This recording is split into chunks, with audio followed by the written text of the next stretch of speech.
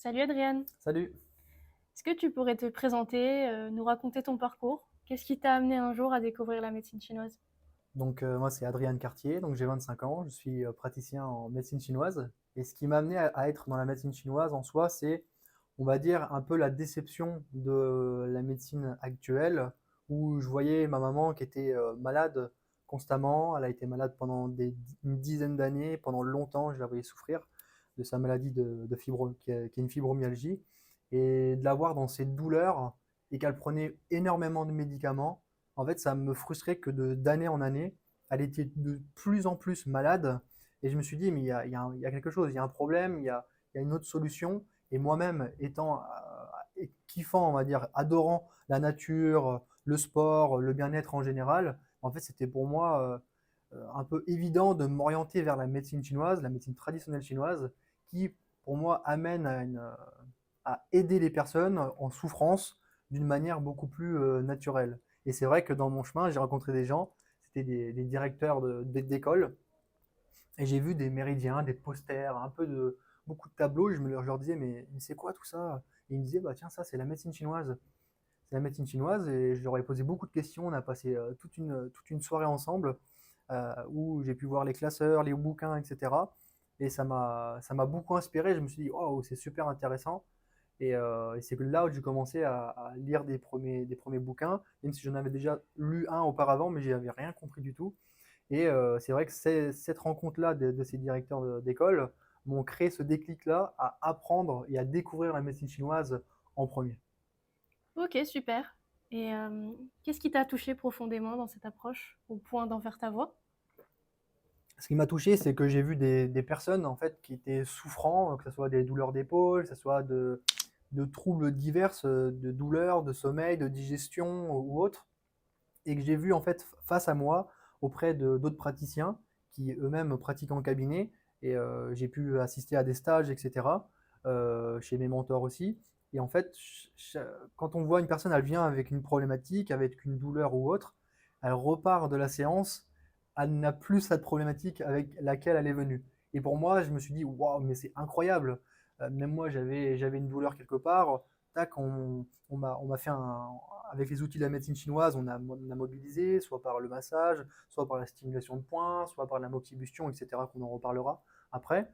En fait, il y a un avant et après à chaque séance, et c'est ça qui m'a bluffé, c'est que le résultat est instantané en général, et après, selon des personnes qui ont des troubles chroniques beaucoup plus compliqués, ça se fait sur le temps. Mais j'ai pu voir des personnes qui avaient, par exemple, des troubles comme spondylarthrite rhumatoïde, dont on appelle ça en médecine occidentale. Nous, c'est d'autres, on va appeler ça comme des douleurs articulaires, de la fatigue chronique, etc. Euh, Type fibromyalgie aussi. En fait, j'ai vu des personnes qui sont revenues en ayant eu de la pharmacopée et tous les outils de la médecine chinoise, revivre complètement. Et ça m'a bouleversé positivement en fait. Ok. Donc, est-ce que tu as une expérience personnelle, un déclic qui a été déterminant dans ton engagement? Dans mon engagement, c'est surtout, on va dire que j'ai commencé à apprendre la médecine chinoise. C'est du moment où je commençais à utiliser un peu tous les outils, les ventouses, etc.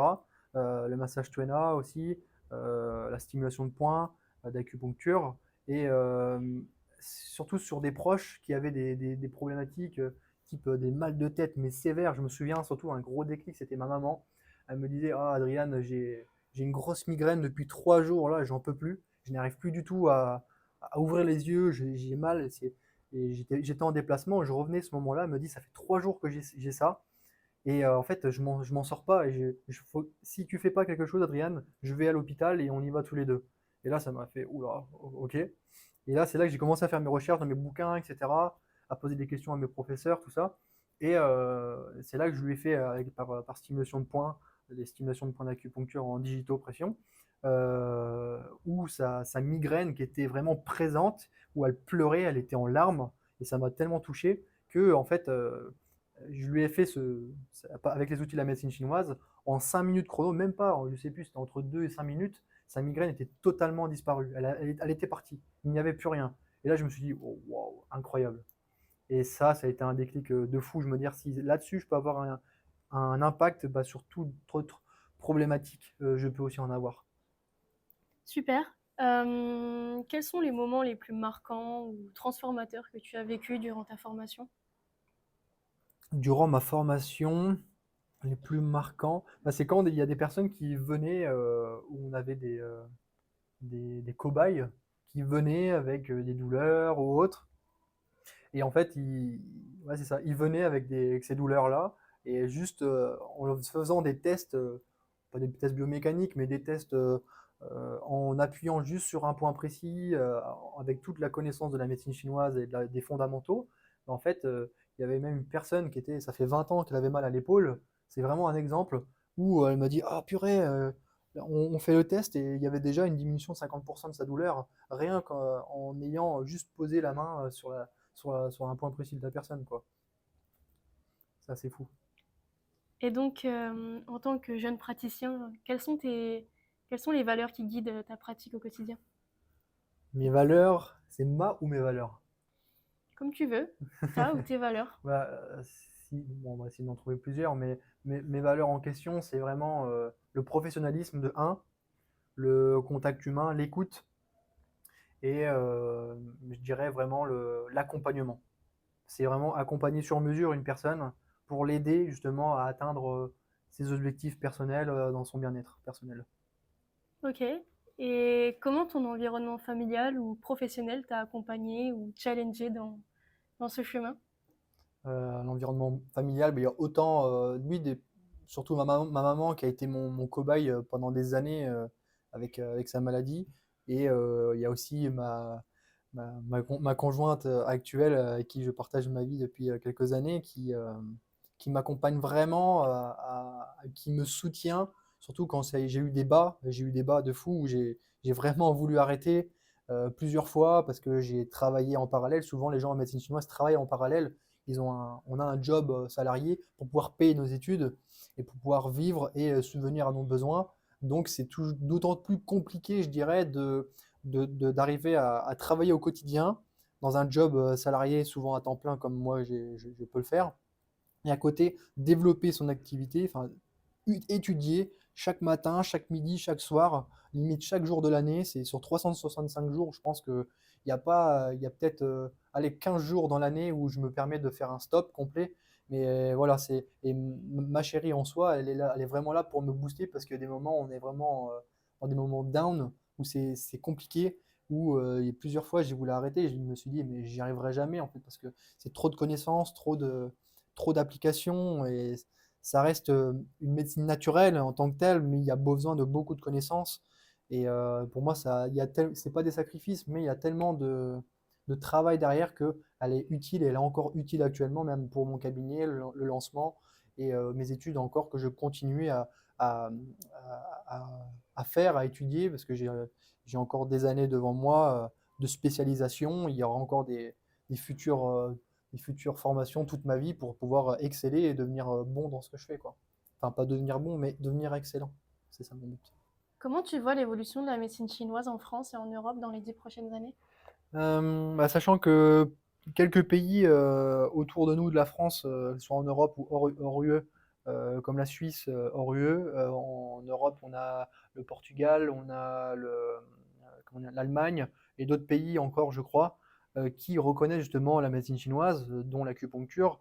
Surtout le Portugal, c'est un des plus reconnus à ce niveau-là, où voilà, on peut pratiquer tranquillement. C'est vrai que la France, le Luxembourg, la Belgique est un peu plus souple là-dessus, mais France-Luxembourg sont complètement un peu à la ramasse, alors que, voilà, enfin, heureusement, en Australie, Chine, États-Unis, il y a beaucoup de pays qui reconnaissent voilà, cette médecine. Et en France, peut-être un jour ou l'autre, si les écoles se structurent davantage, où on a un peu plus on arrive à peut-être à être amené à avoir un niveau universitaire avec plus des évaluations, des diplômes qui peuvent nous être reconnus pour pratiquer juste tranquillement, avoir un cursus très carré, comme ce qui peut se faire en Chine ou au Portugal ou ailleurs, pour que justement ça puisse être reconnu, quoi. Mais je pense que c'est peut-être qu'il y a un manquement de qualité et d'enseignement dans les écoles actuelles qui peut avoir, qui fait que pour le moment c'est pas reconnu. Mais je pense qu'à terme, je l'espère, ça le sera, mais ça sera en fonction de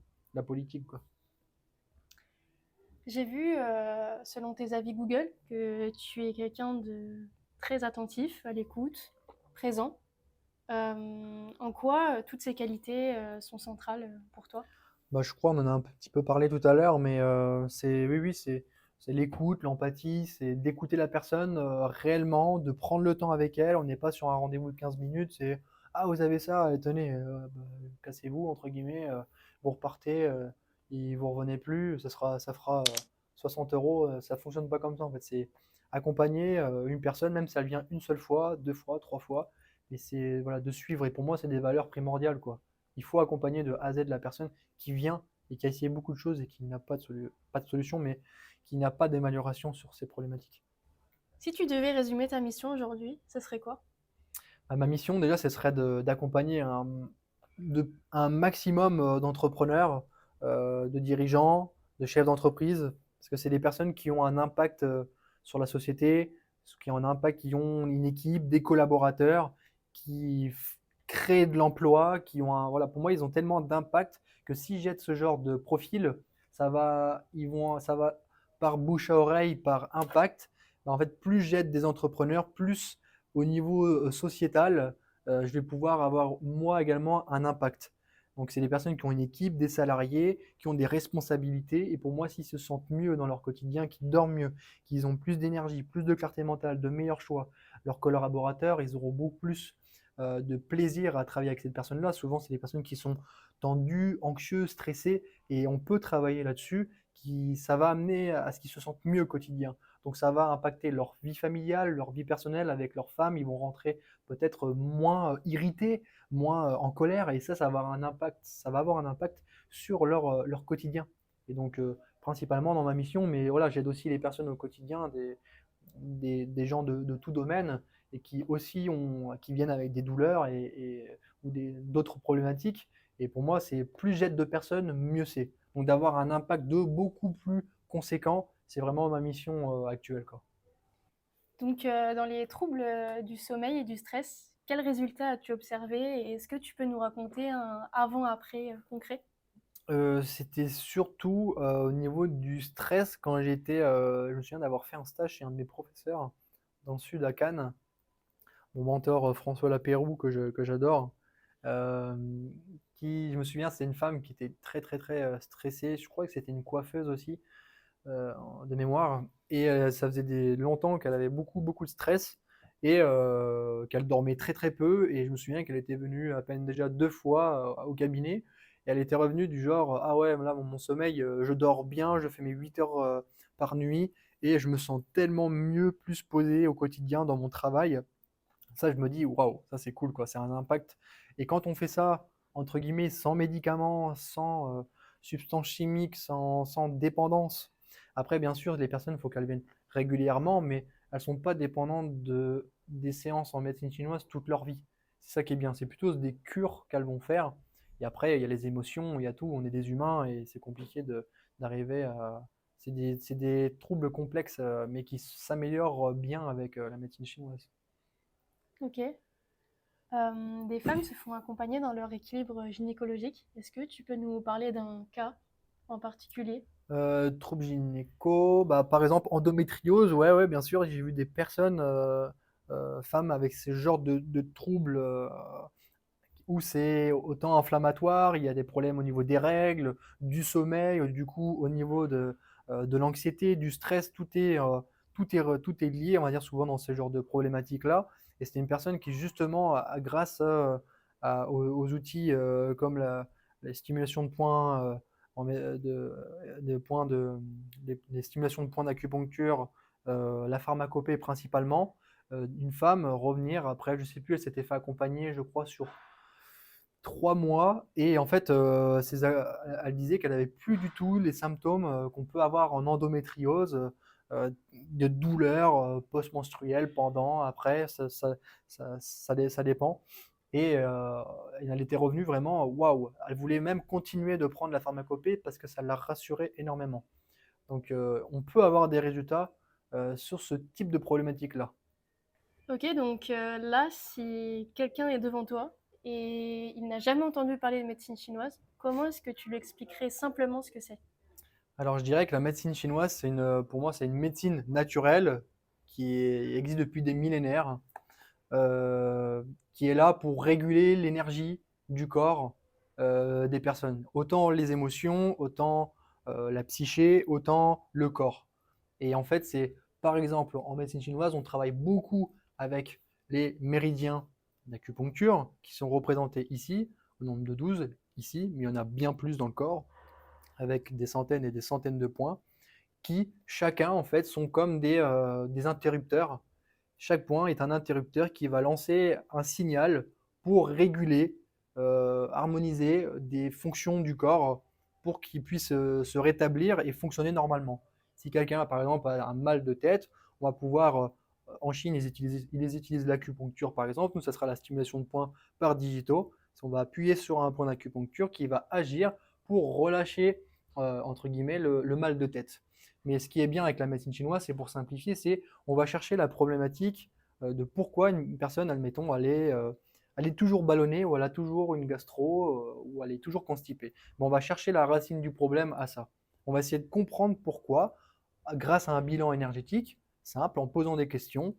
Et justement, en régulant les énergies par la moxibustion, par la phytothérapie chinoise qu'on appelle la pharmacopée, par la stimulation de points, par le massage, par les ventouses, ou tous les outils qu'on a en médecine chinoise, pour pouvoir réguler les fonctions du corps, en fait, admettons, c'est que quelqu'un vient avec une douleur, il a mal ici, et en fait, ces trajets-là sont des canaux d'acupuncture.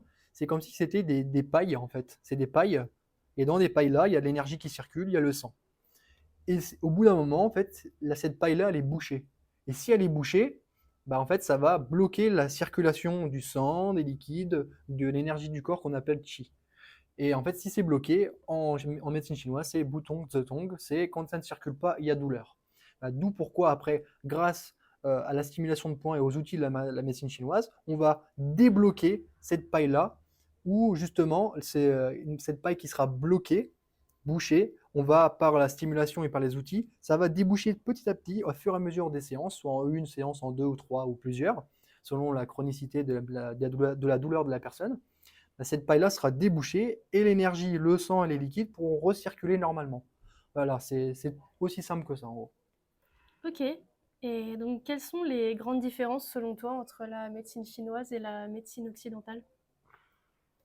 Un gros débat. Hein. Non, je rigole. La différence, je dirais, c'est que nous déjà, on n'est pas médecin, on est praticien en médecine chinoise, on a un cursus en médecine chinoise qui n'a rien à voir avec la médecine occidentale. Déjà, de un, on ne prescrit pas de médicaments, on ne fait pas de diagnostics médicaux, voilà, et tout ce qu'on fait ne remplace pas un diagnostic médical, ne remplace pas les médicaments qu'une personne pourrait avoir. Déjà, ça, c'est une grosse différence. Nous, on fait un bilan énergétique pour réguler les énergies à ce qu'une personne se sente mieux selon ses problématiques, sommeil, stress, anxiété, digestive, douleur, peu importe.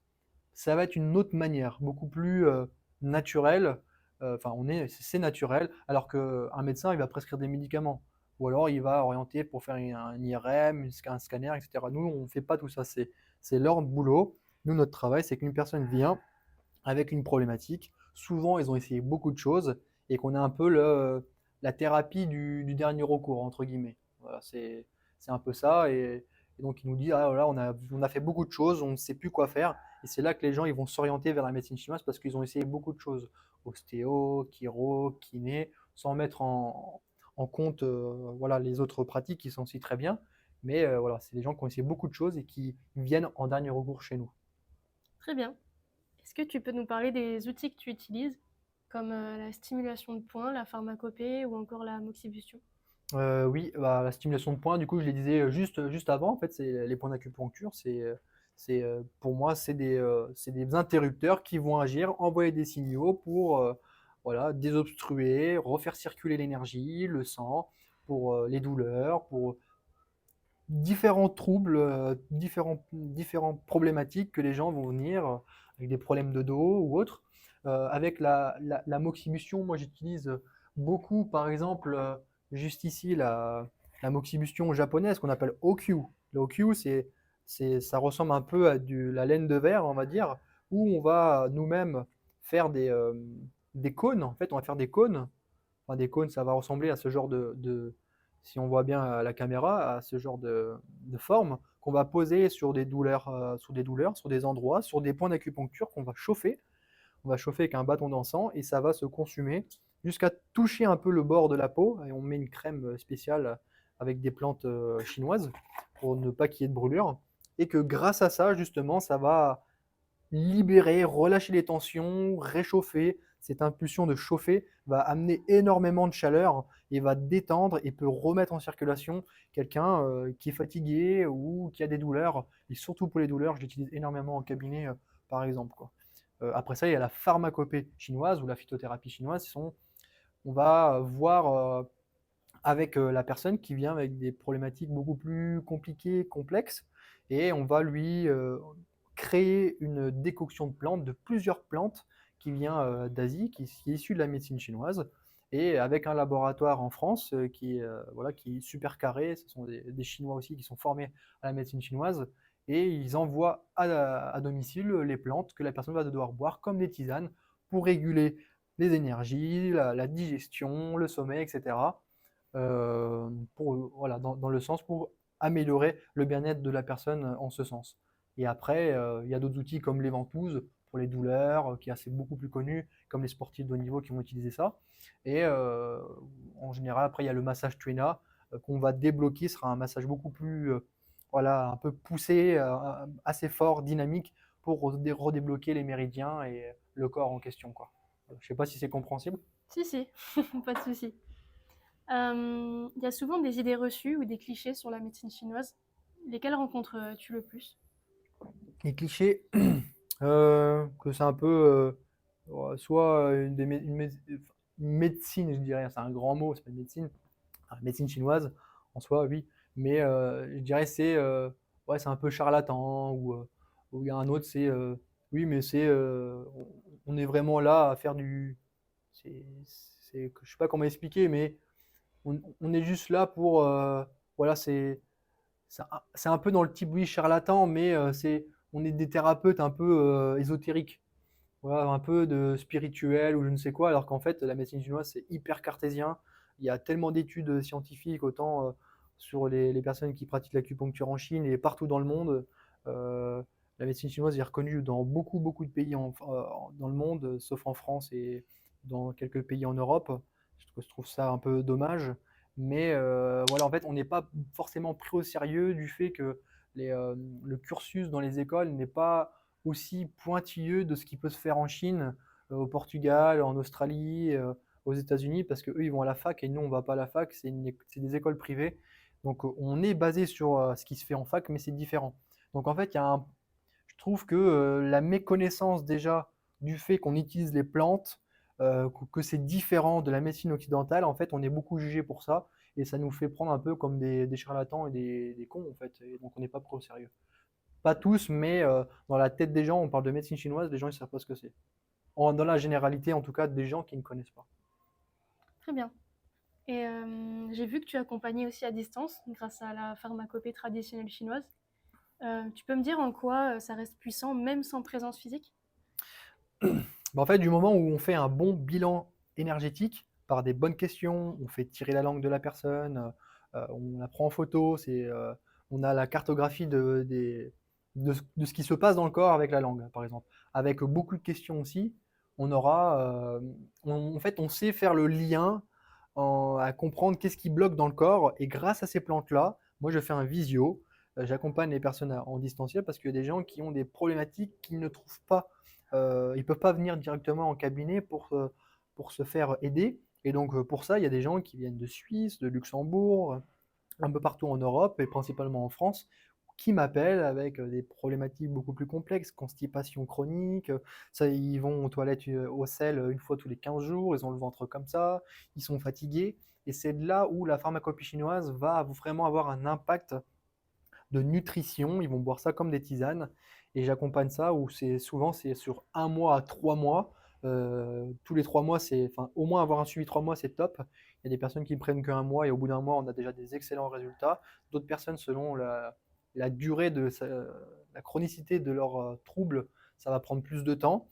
Mais pour moi, c'est un des meilleurs outils parce que c'est utilisé en Chine depuis des millénaires et pour moi, elle a déjà fait ses preuves et voilà, on peut arriver à ramener une personne très très fatiguée, chronique grâce à ça, quoi. Ok, super. Est-ce que tu peux nous partager une histoire marquante d'une personne que tu as accompagnée et qui t'a potentiellement touché? Une histoire marquante qui m'avait bah, j'en ai une, par exemple récemment là, où une personne, voilà, constipée, bah, justement depuis 20 ans, c'est une chef d'entreprise et elle est venue, elle m'a dit: «J'ai tout essayé, j'ai fait même tous les scanners, les IRM, tout ça, on voit rien du tout. Heu, je suis ballonné, j'ai l'impression d'être comme une femme enceinte de 8 mois. Je vais au sel, 1 fois par semaine, 1 fois tous les 15 jours, au plus grave des cas, 1 fois tous les 3 semaines» et en fait, elle me dit: «J'ai trouvé zéro solution, autant sur la diététique, j'ai testé beaucoup, beaucoup de thérapies», heu et elle me dit: «Bah, écoute, là, tu as un peu la dernière chance». Je dis: «Bah, OK, bah, je la suis en distanciel, cette personne-là, en pharmacopée». On a fait tout ce qu'il fallait.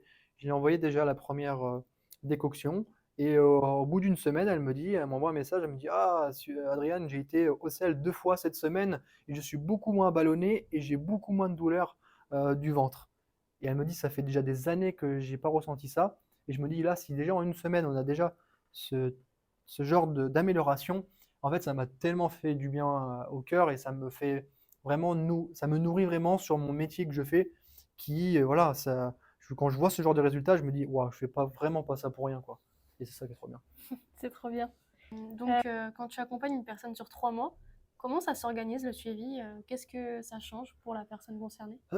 Bah, en fait, déjà ils arrivent, souvent on prend contact pour essayer de voir quels sont leurs objectifs, principal à chacun et en fonction de cela, bah, je leur fais remplir, notre questionnaire qu'on fait en médecine chinoise et on se fait un visio et souvent c'est un visio par mois où, on prend le temps et en plus de ça, ils ont un suivi WhatsApp journalier. Je réponds à toutes leurs questions et je les aide, par, une petite plateforme où ils ont, en vidéo, en PDF, tout le s pour savoir, faire cuire les plantes de la meilleure manière possible pour qu'elles puissent les boire, chaque jour, en fait.